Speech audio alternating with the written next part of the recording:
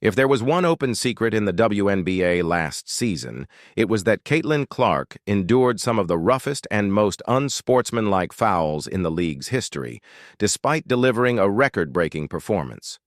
I had hoped the WNBA had taken note and realized the importance of protecting their rising star, their golden goose.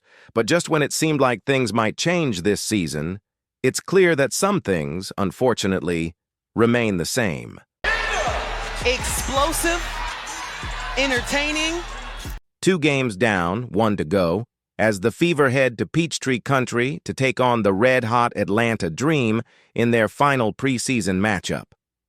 To kick things off, Kelsey found a cutting Natasha Howard, who pivoted smoothly into a soft hook shot. Then, it was Mitchell's turn to take the spotlight, faking a handoff and leaving her defender in the dust with a crafty move. Caldwell, that's Caitlin Clark, top of the key. After grabbing the rebound, Queen took matters into her own hands, pushing the pace and slicing through every defender in a white jersey for a strong finish at the rim. Just as the Fever started to build momentum, the Dream's 8th overall pick, Tahina Paopao, answered right back with 2 tough back-to-back drives, keeping the score level at 11-all. Cece with the handles behind the back. The dish on the inside. But just as that happened, the Fever responded with an and-one bucket down low, courtesy of a crisp CC to AB connection. Moments later, Caitlin Clark delivered her first signature moment of the night, pulling up and sinking a deep 3, the classic Caitlin special. Sophie Cunningham getting in on the action.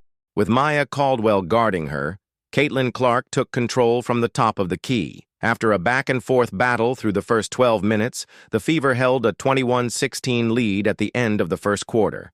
Just 15 seconds into the second, Clark wasted no time making her presence felt, draining another 3 to set the tone, then following it up with a perfect pass to a cutting Cunningham for the easy bucket underneath. Used some practice and on the court. Wow. To counter the Fever's offensive surge, Paopao answered with a bang, draining a deep 3 to trim the deficit.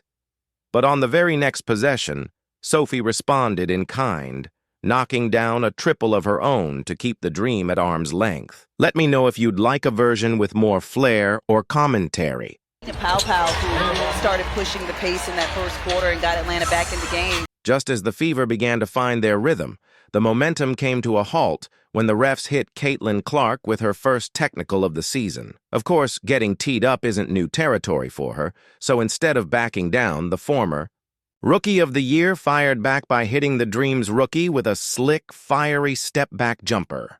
But the rookie wasn't done.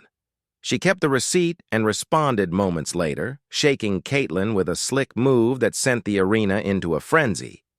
Despite the hype from Tahina Paopao's highlight, the Fever closed the quarter strong with a few key buckets, taking a narrow 42-40 lead into halftime. But just as things started looking up for the visitors, an unfortunate incident unfolded at the start of the third. Well, Kelsey Mitchell, the Dipsy Dude. While grabbing a rebound, Sophie accidentally stepped on a Dream player's foot and suffered a nasty twist. Thankfully, according to Coach White, the injury isn't serious, and she's expected to be ready for opening night. With the scare behind them, the game continued. Caitlin Clark drove hard to the rim, managing to finish through tight defense from Alicia Gray. Moments later, she threaded a sharp bounce pass to a rolling Aaliyah Boston, who floated in a soft left-handed finish. Hall getting downhill, finds the bucket and 1. And speaking of left-handed finesse, Kelsey showed off her deep bag of tricks, putting Alicia Gray on skates with a slick move, cradling the ball with control, and finishing it off with a smooth bank shot off the glass. Full court pass. By the end of the third, With the Fever threatening to pull away midway through the third, the powerful Bree Jones stepped up big, scoring back-to-back buckets to keep the Dream within striking distance. From there, both teams traded blows. Kelsey knocked down a smooth corner 3, only to be answered by Rhyne Howard's impressive running triple on the other end. Down by 2 with 3 minutes left in the quarter, Caitlin Clark attacked the paint hard. Out of nowhere, Howard delivered a blatant hit to Clark's face, then stood over her as she lay on the floor. Despite the obvious foul and additional contact on the follow-up play, the referees let it slide, keeping their whistles silent. Still, the Fever didn't let the missed call rattle them. In response, Clark fired a full-court laser to DB for a touchdown-style assist that reignited their momentum.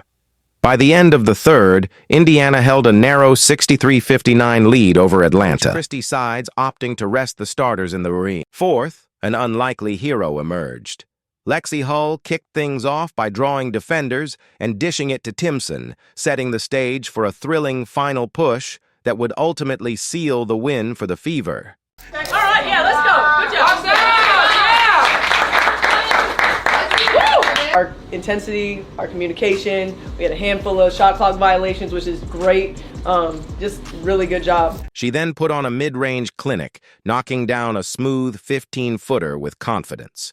Wasting no time, she followed it up with a fearless drive to the rim, attacking with the same poise and precision. I think more than anything, we're a deep team, and I think everyone's really bought into trusting the process. This season, you know, it might not start off super pretty, but we know that putting in the work, putting in, trust into the coaching staff, trust in each other, that by the end of the season we'll be exactly where we want to be.